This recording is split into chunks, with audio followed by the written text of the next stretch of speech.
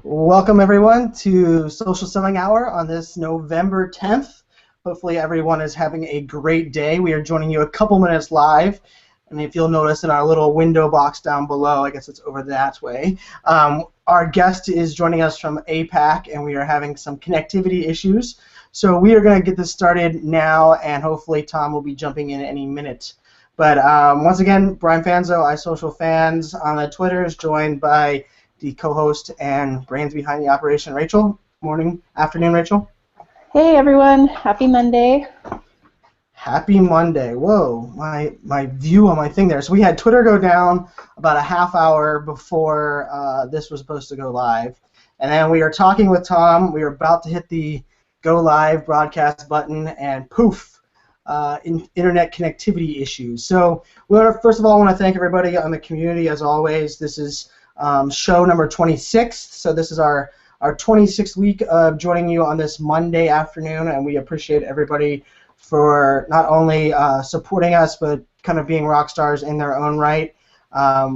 This is something that we do as a passion project, and couldn't be happier with the results and the people that kind of support us as we go along. So let me throw one out here. I know it's one of our followers and one of our biggest supporters, Jessica's birthday. So I want to say a happy birthday to Jessica Roberts. I'm guessing it's. I've been told I'm married, and my mom always told me never to ask a woman's age. So I will not ask your age, other than hopefully you have a wonderful birthday.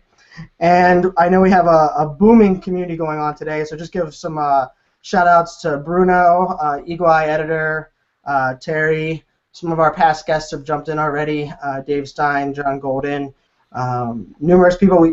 Thank you guys from that side. So yes, John Golden actually just tweeted out and said he loves my logo placement of the Buffer T-shirt. That's what happens.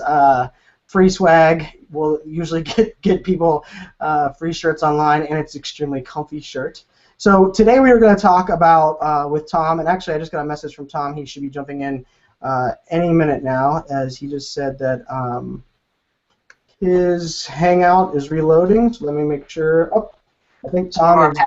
There he is. Dave Stein, John Golden, numerous people. Thank you guys from that side. Oh, could you mute? Or it's probably the background screen. Yes, John Golden said he loves my logo placement of the. Do you have a tab there, the Tom in the back, Tom? Open that you can hear my voice coming through. Get people free shirts online, and it's extremely comfy shirt. Today we were going to talk about. Oh, all right. So hold on. Let's see if we can get Tom. So Tom, can you on the back there? You have a tab that's open.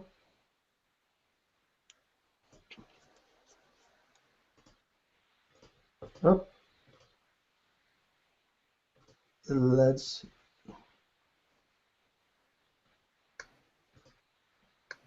have unmute. And it's extremely comfy. Okay. Okay. Yep, I think we can hear you. Can you? I think there's a tab that you're playing. One of the the YouTube video is in delay in the background. Am I? Yeah. Because I can hear myself 15-second delay. Okay, got it, guys. Awesome. Yay! All right. That was embarrassing. No, we're good. It's you're joining us from around the world, so we appreciate you joining us on Social Selling Hour. So this is our 26th show. We are just kind of giving a quick welcome and introduction to our wonderful community. So Tom, thank you for being here. Give us a little background about yourself, letting us know not only where you're coming from today and what your background is as a whole. Thanks, Brian and Rachel. So look, I'm originally from the States. I'm originally from Queens, but have lived outside of the U.S. for a long time. My ex-wife is a Kiwi, so I ended up moving to New Zealand and lived there for 6 years, became a proud New Zealand citizen, and then moved to Australia and have been there ever since. So I'm in the process of collecting passports and building a business that specializes in B2B social media lead generation. Our focus is on helping enterprises, which is our passion, engage their sales force, do demand generation, move markets, generate leads, and our focus is in the Asia-Pacific region. So I will say that you get are currently out of the 26, you get the check mark for being the furthest person to join us via our social selling hour. So we'll jump into question number one, kind of get us kicked off, started, and then hopefully you'll be able to share. I know when we had our little intro pre-call, I think it lasted 2.5 hours because I really enjoyed your insights and ended up being a collaboration session. So I'm looking forward to you kind of sharing your insights with the community. So question one. What is your definition of social selling, which is something that we ask a lot of guests, and we're always love hearing unique perspectives. So what's your definition of social selling? There's a lot, right? And everyone has a definition based on my work and what I've seen and how I do things with my team. I believe that it's social marketing for sales enablement. I've always felt that social selling is actually a marketing program. Not taking away anything from people in sales, but I feel it's in the enterprise space, and I'm only speaking for enterprise. I feel it's a marketing program or a head office program that the organization invests funds in, creates programs, and then uses its very best marketing asset, its sales professionals, its account managers, as its ultimate marketing asset, its ultimate distribution channel. Therefore, for me, social marketing for sales enablement is probably the most accurate definition of social selling, in my opinion. But again, others might have a different one. So I know that when you provided me that kind of insight first time, I think my first fire back was, well, do you consider yourself more sales or more marketing from your background? Because it seems like a very marketing answer. So what's your background a little bit on that? So just give a little perspective to why you kind of think of social selling that way. Well, those who know me will say to you that this guy is split down the middle. It's a bit of a bipolar approach, I guess. I love marketing and the discipline of marketing and the market segmentation, positioning, demand generation are concepts that are intimate to me. At the same time, I love being in front of people and selling and doing business development. It comes naturally. So if you spend time with me, you'd find that it's down the middle. And to tell you the truth, I think 51% of my heart beats for sales, and 49% beats for marketing. So I'm not a pure play marketer. It's just that having worked on programs with hundreds of thousands of dollars in budgets and all the failures and victories that come with that, Brian, you start to understand that the best social selling programs are marketing-led and involve and integrate sales in a very powerful way, but marketing has to lead the charge. I agree. We actually have a nice tweet from Sam in the stream right now. He says that social selling for me is a way to amplify sales messages through an engaged community. I think that's a really important part that we often forget too, that the community plays a huge role in the success of a social selling campaign. That's right. And marketing, because of its background and its education in these matters specifically, has really nuanced and microscopic, in fact, granular ways of creating messages that get amplified. That doesn't mean that people in sales don't possess those skills, but they're often unable to demonstrate enough time and focus because they're trying to meet targets. Often their targets are so brutal and so time-consuming that they need marketing to be in their corner, acting as Rocky's coach and supporting them with insights and content that enables them to share the right messages. I think of it as, Barack Obama's speechwriters.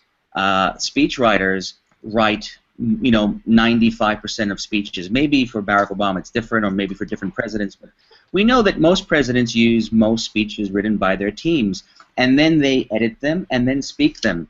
And there's nothing inauthentic about that. It's completely authentic because the person speaks the words, but they have a team supporting them. And we know this works in real life. So why not apply this to social selling? And that's how we apply it at our agency. It works well. It's authentic, and it's a well-oiled approach that mitigates risk as well. So I know a lot of the people that we speak with kind of are more on the consultancy side of social selling. So for you, how is social selling different for an enterprise operation versus a small to medium business? Well, it's interesting. Mine is a small to medium business agency, but we work with global B2B organizations. The differences are the logistics. With corporations with $1 billion brand of goodwill, they have extreme focus on brand and protecting the organization. So you have marketing department, compliance, sales, communications, executive involved, and this requires program management. So as you can imagine, this becomes an organizational activity, which to many in small businesses seems yuck because, oh God, why can't I just get out there and start punching away and start generating leads? And of course you can. Social selling is that powerful a channel, but at the enterprise level, you really need to work together with different departments and make sure that there's a project management approach and ensuring that people are attached the right way. You can't just go to someone in sales or account management and say, hey, you have to comply with us. We're the company. You have to change your profile. You can't do that. It just won't work. So there's also an internal communications process. Internal comms becomes important within enterprises to attach people the right way and have them participate. No, I think that's important. I think you said not only internal collaboration, communication, but I've definitely been enterprise more than anything I was doing up until the last recent couple months. And I've told this story a couple of times, but I actually had to go tweet for tweet and get my legal team involved at one point in the stage of the enterprise company that I was working with because they wanted to have oversight on everything. And those kind of things are often like what we forget when we often think, well, an enterprise has a huge budget. Well, an enterprise also has how much more red tape to kind of focus on. So I like to think of it, if you can focus on the collaboration element, and once you show the value as a whole, a lot of campaigns or a lot of social selling, I think, often fail because they only target sales or they only think of it from a marketing perspective. But why isn't customer service involved in that? Why isn't your product team who's now getting new information and feedback from your community? They should be your advocates for social selling as well. So I think of collaboration being the success and the detriment of enterprise versus a small, medium business where time is of such value. So you really have to focus on where am I spending that time and how do I get the most value of it. So I think those are two interesting things. I'm curious, when you look at enterprises, especially enterprises that you're supporting, and I know you're supporting mainly from the APAC region, and we've actually had some people jump in from the APAC region that are big fans of yours throughout the week. I know Andy Yo from Hootsuite, who's one of the best Hootsuite ambassadors that I know, jumped in there. He's like, I want to get up early just to come on here to support you. So hi, Andy. Yeah. So one of the things that I'm curious, what are some of the mistakes that enterprises are making when it comes to social selling in your experience? Okay, so there are a few. One of them is, and this is simple, but to most companies, it's not immediately something that they think about, and that is sharing their own content. I think that companies need to understand, and this is not meant to be a fluffy statement, but the world has changed in terms of how buyers buy. And, thank God for organizations like the Corporate Executive Board, for example, that come up with great research that talk about the disruption to the buying process. Companies have to understand it is over in terms of the old model. You simply cannot keep trying to push your content, push your brochure, collateral, or even your own thought-leading white papers over and over again. There's a point at which we get it. You're trying to sell hard. What we really need is constant overall buyers were selfish. And what's interesting to me is I often share third-party content. In fact, most of my content is third-party.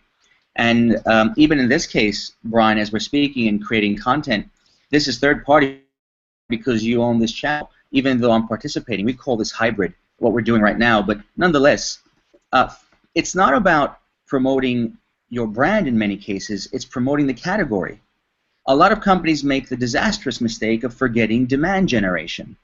Demand generation, in my opinion, isn't lead generation. That's an entirely different approach. Not a different approach, but a different part of your marketing. Demand generation is the process will really feel that they need your solutions.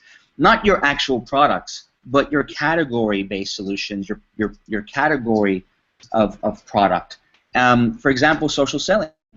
I'm out there trying to persuade APAC that they need social selling, not my agency specifically, but the category of social selling. So demand generation is often best done when you're sharing third-party content.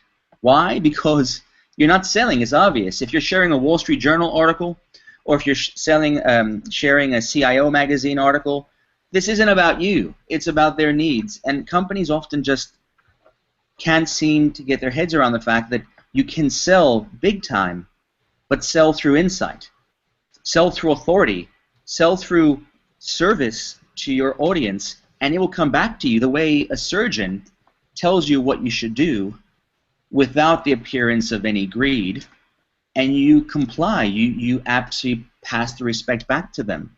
Even if the surgeon is someone who earns $1 million a year and is as greedy as the rest of us, the surgeon never comes across as someone who is greedy or wants the buck. They're someone who just overwhelms you with authority and insights. It's time that companies realize this. This is the way to win the war for market share today. No, I agree. I think we've had a couple great comments on Twitter that were I always there's too much, and this was actually one of my slide decks I presented where there's too much me and not enough we. So like the idea that you definitely when people aren't we don't go to Pizza Hut and ask Pizza Hut if their pizza's good. We ask our friends where's the best place to get pizza, right? And so I think we think of that even on the enterprise scale where even if you're B2B, I mean so much B2B is done. Businesses working together and being social. I know Mark Katz put, the biggest mistake I see enterprises making is focusing solely on the brand and entirely missing the human element in their social selling. And Tamara McCleary, one of our previous guests, also said, they lack the understanding of what it means to be social. And so I'm curious, just from, especially in the APAC region, how does that, are people less or more social from your experience than most in understanding what it means to actually be social? Treat it like it's a conversation, not communication. Is it more or less over there than what you've kind of gained or leaned here in the U.S.? It's very interesting. We do work in about 20 countries globally, at least 20, and connection rates differ on LinkedIn, follow backs differ on Twitter, and join rates to LinkedIn groups change as well. But overall, I can say that we've noticed a huge difference. I think in Asia Pacific, people are a bit more shy and a bit more, they're lagging slightly in their online representation on Twitter. On Twitter, quite a bit actually, but that's improving. On LinkedIn, they're lagging a bit. But from a pure kind of mind power, brain power, getting this stuff, every time I visit a company in Asia, I'll walk in and their awareness or knowledge of social selling might be at a basic level, but within an hour and a half of having a chat, they completely get it and all over it. So their ability to conceptualize and understand social media is as powerful and dominant as that in North America, just that there's a cultural lag there. And often, I think people in Asia often are unwilling to use their personal brand to be the forward surgeon brand. There's a bit of a cultural reticence to self-promote.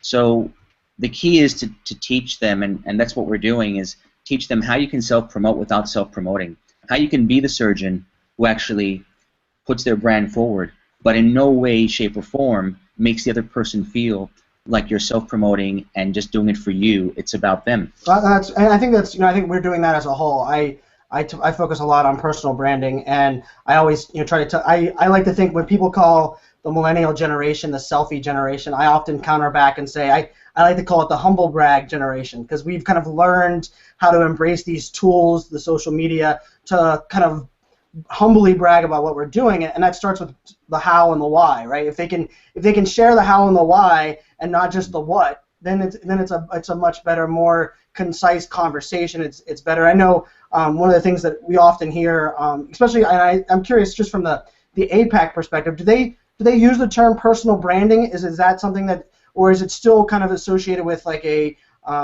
your name or person? Because I know over there your name is gold. You know, I worked in APAC for a long while doing cybersecurity, and the family name is something that, you know, they cherish. So I was just curious, when people think of personal branding, is part of the reason they're shy is because they are not sure about that, you know, one-to-one relationship when it's not the brand? Because I know that's here, it's starting to change, hopefully.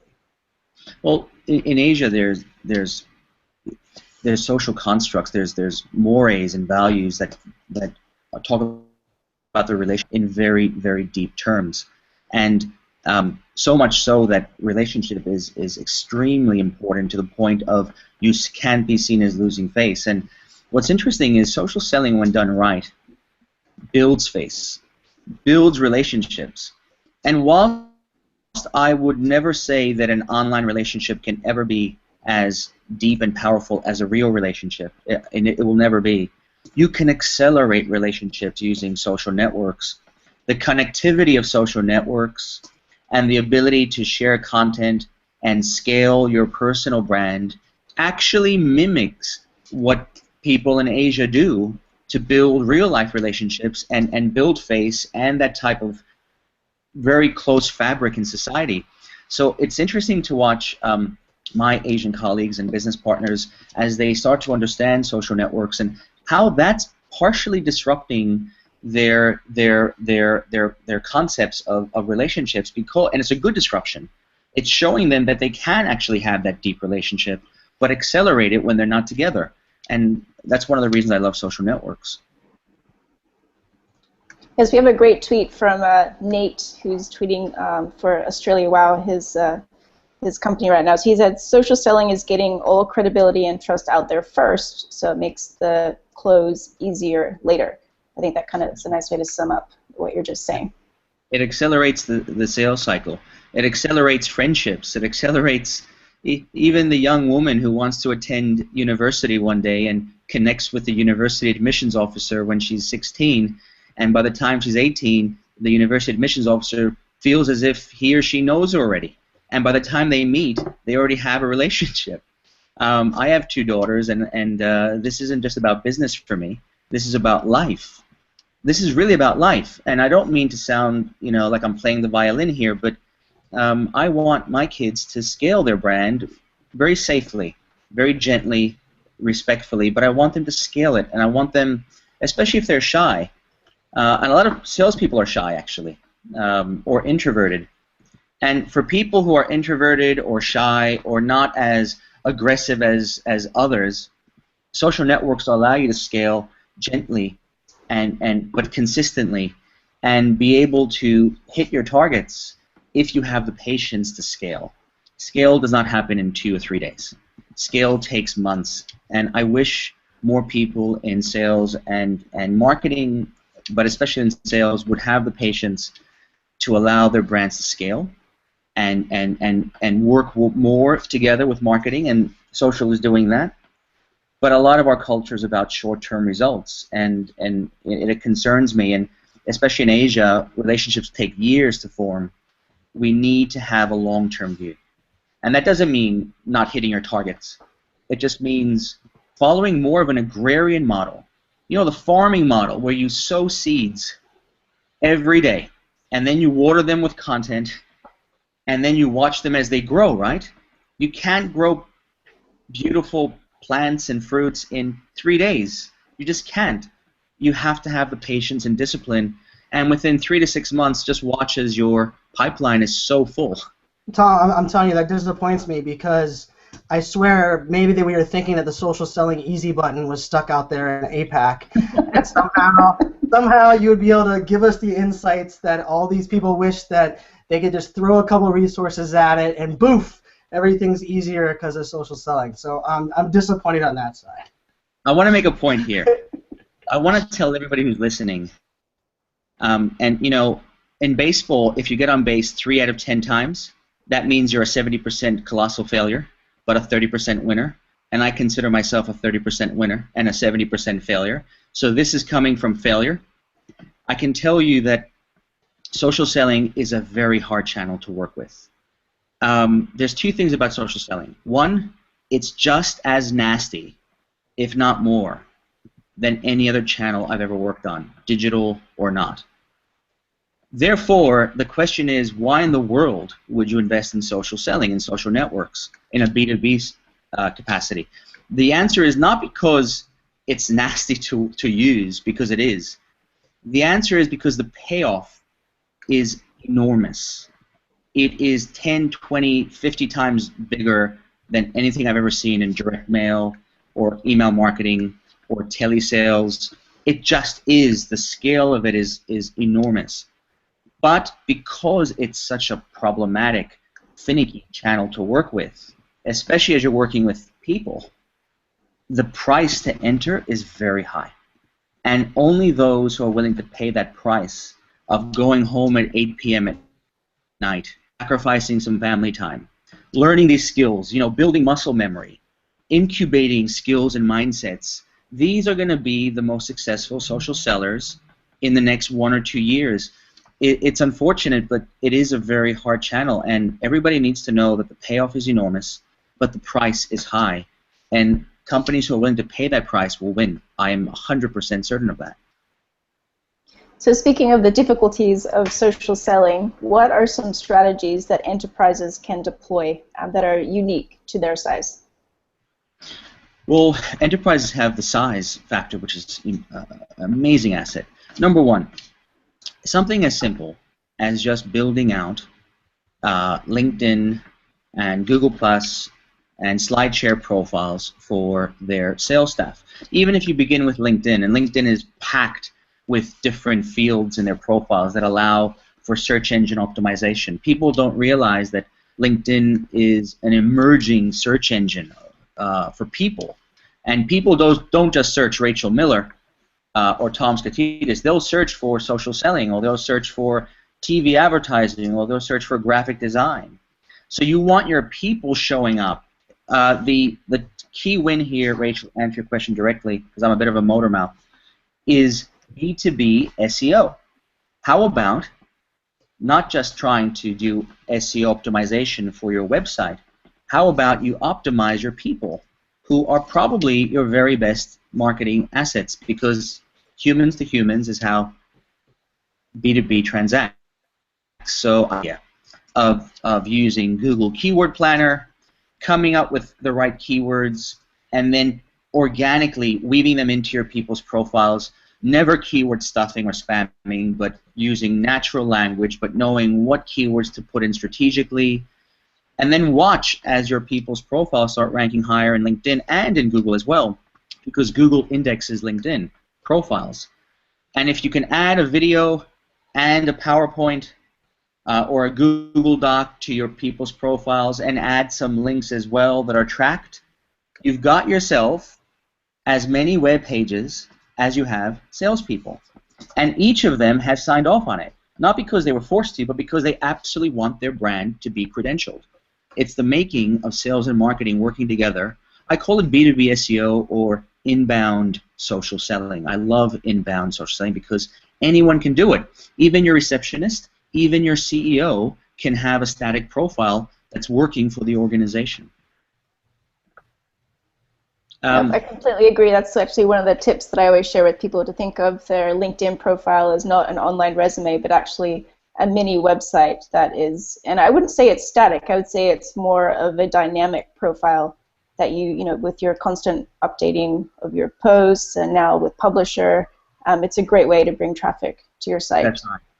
Another quick win is when I do classroom training, and I'll be teaching 20, 30 people in a classroom, and I'll ask them to connect with each other. And after they connect, go and visit 10 or 15 of their prospects and see if they share connections within the room. And it's amazing how the mathematics of life works. In real life, for example, Brian, if I found out that you're connected to Nick Smith, who I'm pitching to, I might call you up, Brian, and say, Brian, what the hell's wrong with you? Why didn't you tell me that you knew Nick Smith? And you'll say, well, Tom, I had no idea. What are you talking about? How could I possibly know you're pitching to Nick Smith? But if we connect on LinkedIn, and I then visit Nick Smith's profile, I can see that there's a shared connection there. That tip, can you imagine the scale of floodlighting that can take place in an organization that has 500 sales staff who decide to start connecting with each other, not in a spammy way, but literally colleague to colleague, right? Within a couple of months, the number of, oh my God, how do you know this person, would just multiply.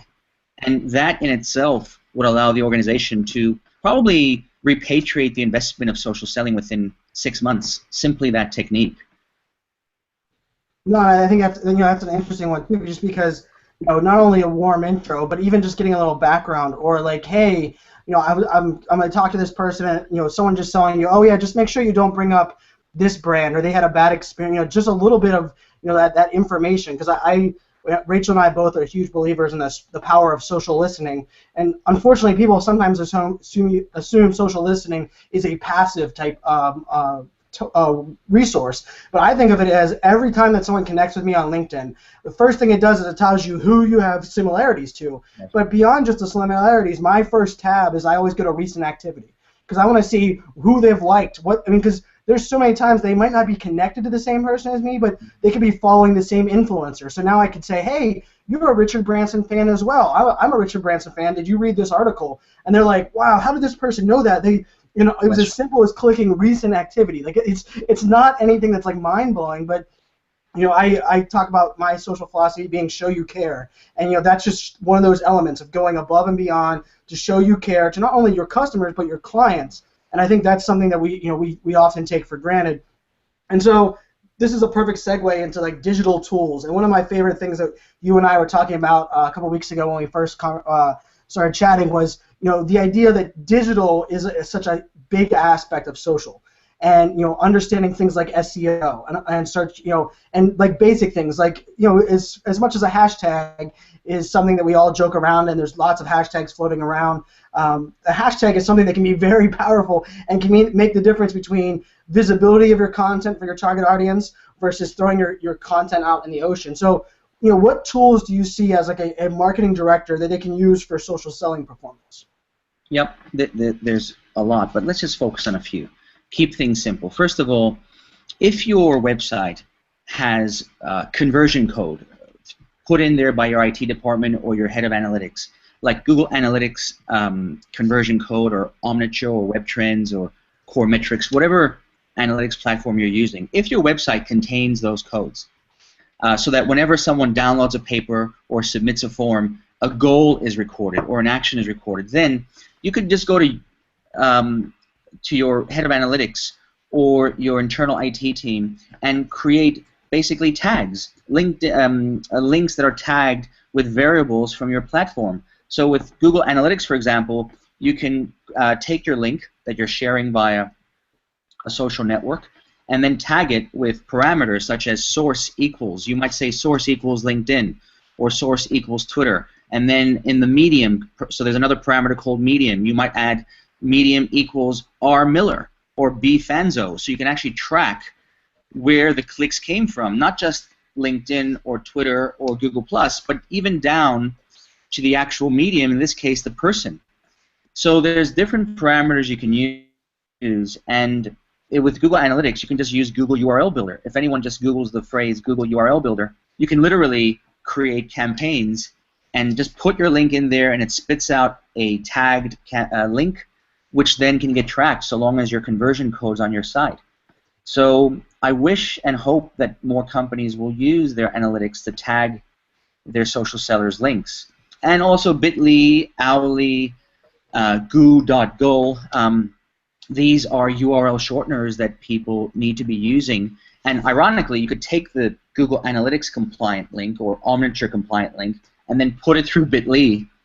So now you actually have both the Bitly tracking at the click level and country level, and that references the underlying link, which is your Omniture Google Analytics. And finally, marketing automation.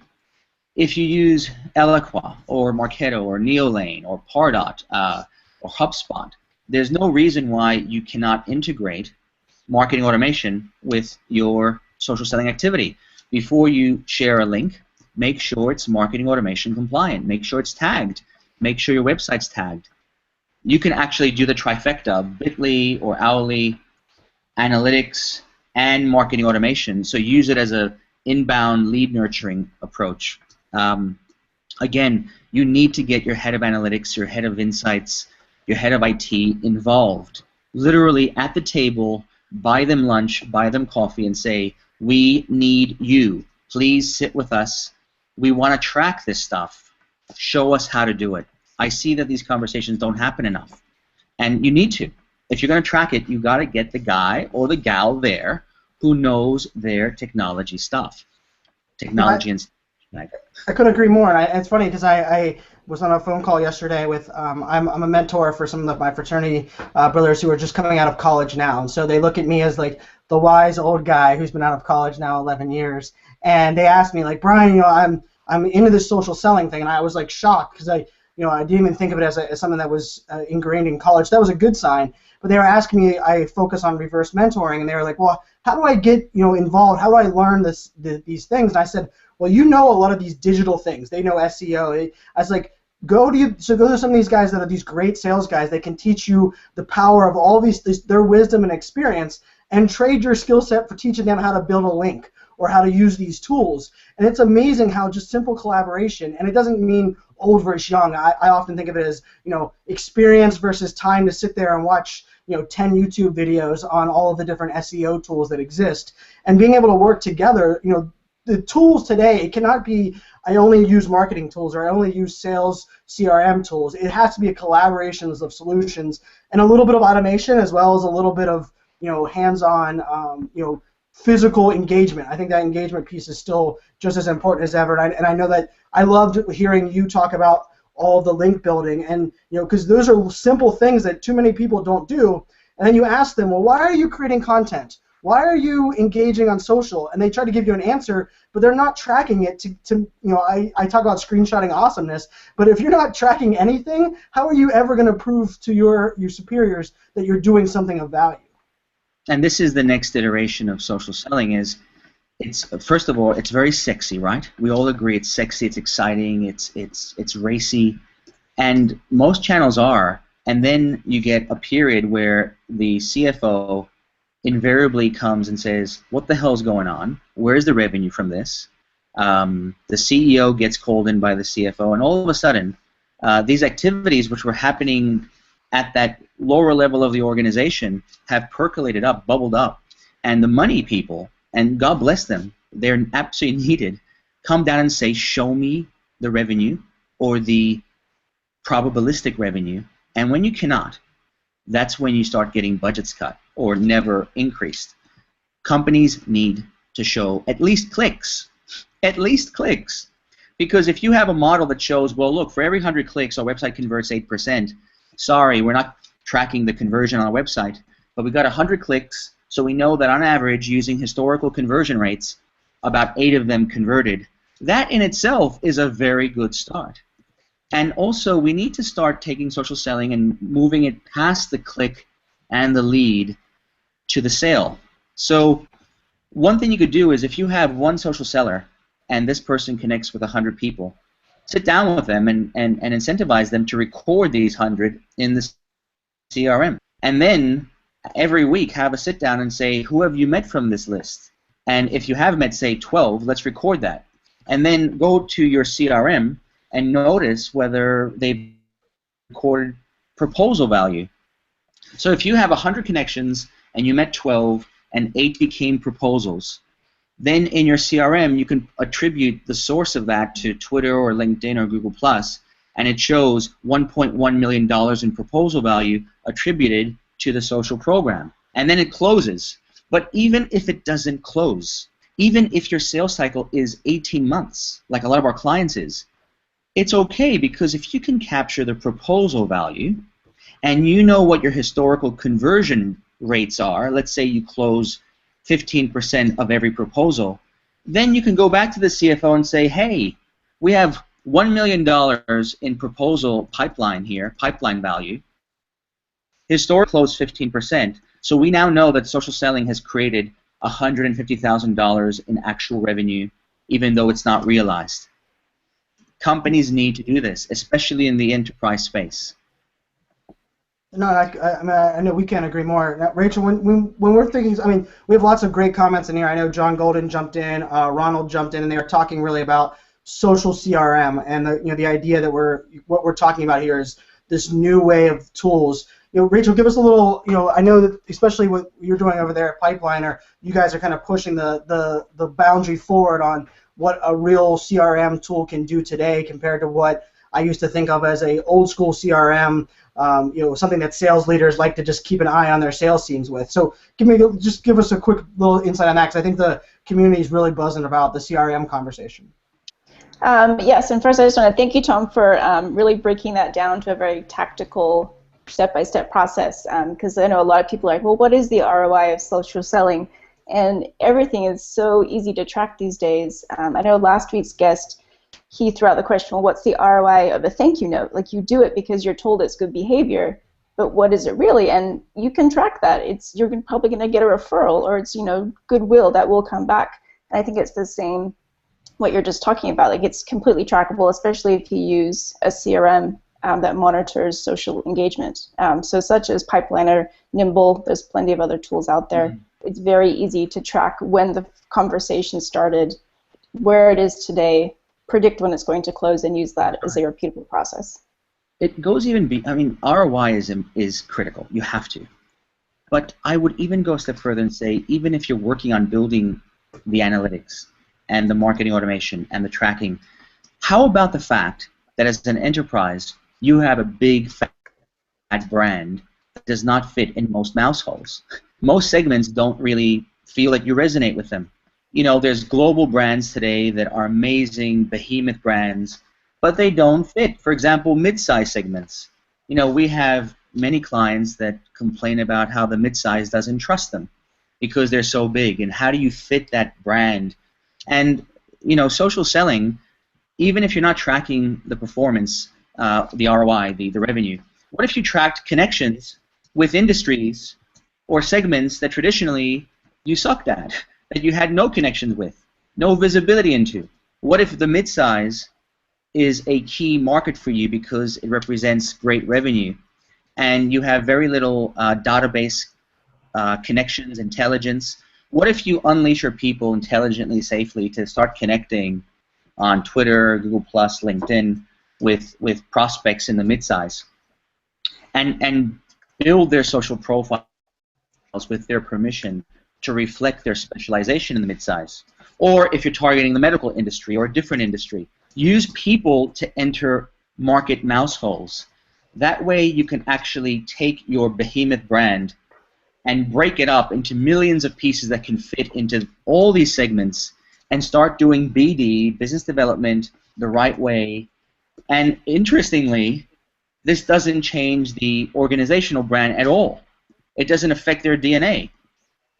Just because someone from Oracle is a mid-size specialist and targets the mid-size, and another person targets another category, doesn't change the Oracle brand or the IBM or the Cisco or the bank brand. It's almost like surgeons standing in front of a hospital, isn't it?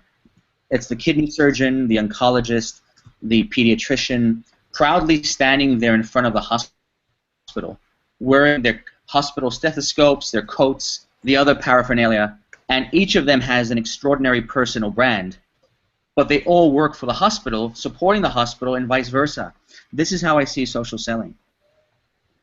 And Tom, I think I'd say one of the highest compliments you could get is Dave Stein, one of our previous guests and someone we're a big fan of, just said, "Can we go another hour with Tom? He's really smart. I'm taking notes." So I can tell you, the conversation here. I think part of the thing that we've always strived on this show, Social Selling Hour, is we want actionable things for people to leave with. And I can tell you, not only are our guests taking notes, but I have a Evernote document up here where I'm taking notes as well, because I think you're providing these step-by-steps, not only step-by-step actions, but real course things that we should be doing today to not only engage but also build that story. I love that you're talking about 18-month sales cycle, because too often they use that as an excuse for not doing social selling. And my friend Ted Rubin, he always talks about like the relationship being, it takes a long time. There is no easy button for the relationship, as well as apparently you're not hiding the social selling easy button.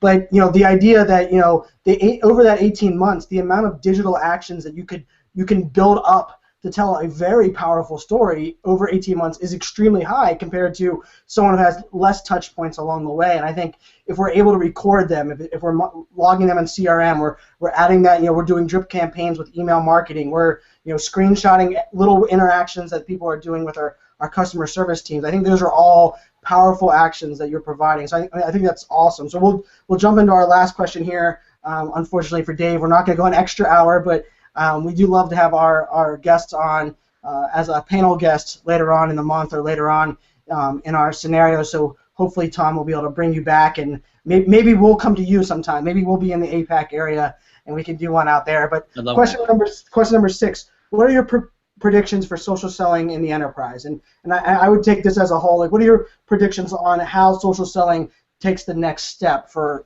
where we're at today to where we're going tomorrow? Yep, so there's a few, but I really want to make it simple. Or enterprises have a vested interest in revenue, profits. It's all about the enterprise. And I don't say that in the evil way or a somber way, but organizations are really the key here, not the people. The people are obviously critical to the organization succeeding, but this is an organization investment, right? The company needs to make money. And the point of this is we have to look after the organization as enterprise employees. And I think that often in social selling, I see that the wheels have begun falling off with a lot of people building personal brands and often veering into territory that is very much about the personal brand, but often doesn't seem to connect with the organization behind them. And I think that a lot of organizations are finding this, and they're telling me that often they become concerned with how some of their social sellers, often as their brand grows, they're increasingly either poached away into other companies or running their own agendas. And thankfully, I don't think this is a widespread problem, but it will become, especially as companies suffer with HR cultures that are not built to keep people in their companies for long. So how do organizations do social selling even if their HR culture is mediocre and protect this investment? Because if your HR culture will take 5 years to come right, shouldn't you be doing social selling anyway? So one of the predictions I have is that companies who want to do social selling will realize that they have to protect the investment, and one of the ways to do that is through online communities. And this is not a new concept. Online communities have been around for a long time, way before I began social selling. But in the social selling sphere, I see that social selling will evolve beyond just the first degree social selling approach that we all know, where Tom connects with Brian, Tom shares content, Tom influences Brian, and then generates leads inbound or outbound. This is a baked-in part of social selling as we know it today, right? Globally, social selling is actually first-degree social selling if you think about it. It's Twitter mutual follows, Google mutual follows, LinkedIn mutual connections. The world today knows social selling, but in our agency we call that first-degree social selling. And there's risks to it with people leaving you for whatever reason. One way for the company to own or maintain those prospects is to form online communities in addition to their first-degree social selling bounties, and allow these communities to be integrated with their CRM, and allow their people to have these conversations with their buyers inside these communities. But if one of them leaves the company, either because the HR culture is just not right, or because they got a better offer, the company can replace that social seller with someone else, but still maintain their prospects and partners in their database.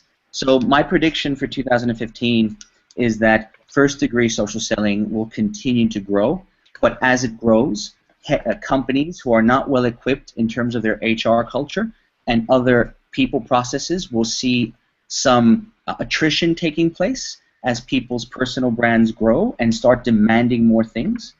And that's when online communities for B2B social selling will grow to protect that investment.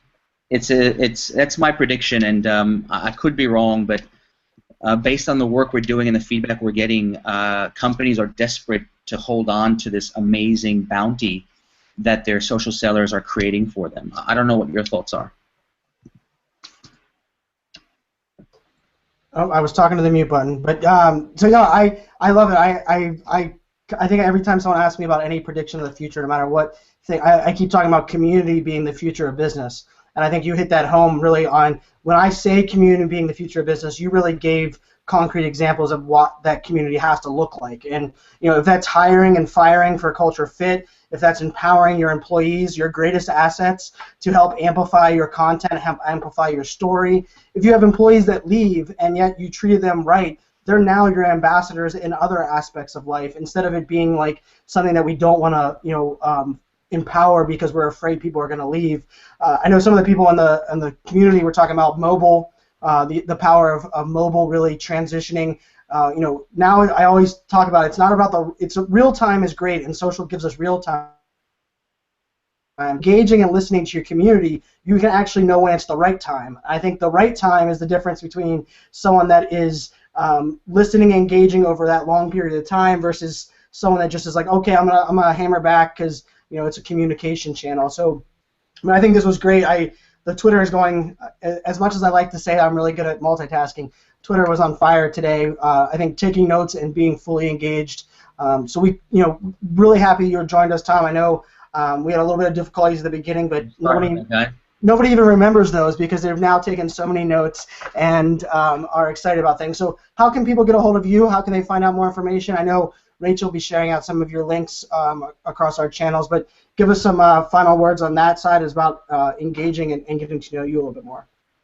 Yeah, look, feel free to reach out to me on LinkedIn or Twitter or Google+, or Quora. I love Quora, Quora.com. I have no vested interest in that network, but not enough people use that beautiful network. So I'm all the major networks, and I believe in contextual networking. I'm not an open networker, but I'm an aggressive contextual networker. And if anyone wants to reach out, I'd love to connect. And it's been a pleasure, and I'm happy I could share failures and successes distilled in 1 hour with you guys. And I think people need to not be afraid to fail more and learn from that. And I hope that the overriding message is that not that social selling is too hard to do, but that it's hard because it's amazing. It's hard because it's great. And there has to be a price to pay, which you should be willing to pay. And then the revenue and leads and value to the organization shows clearly. And feel free to get in touch. And I also have a LinkedIn group which I maintain, which Rachel might want to share. But pleasure to be connected. And thank you for allowing this little APAC guy to say hey from APAC, from Australia. Love this part of the world, and I hope more Americans can visit and see what we see here in the Asia-Pacific region.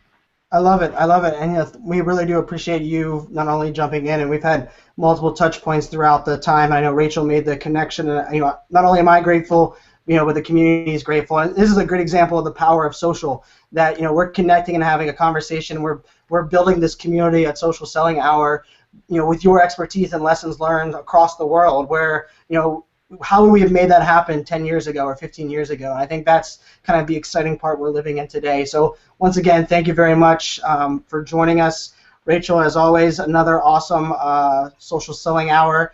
Do we have someone on the docket for next week, or it might be a Rachel and Brian show? It's the second Rachel and Brian show. All right, so we will talk our lessons learned. I know I will actually be in New York doing it from New York, as I'll be doing a think tank event out there next week. So looking forward to that. Thank you everyone on Twitter, the 60 or so plus that were watching on Google Plus today. We appreciate your guys' support as always. Same time, same channel next week. Thanks again, Tom. Appreciate it. Thanks, Brian and Rachel. Thanks.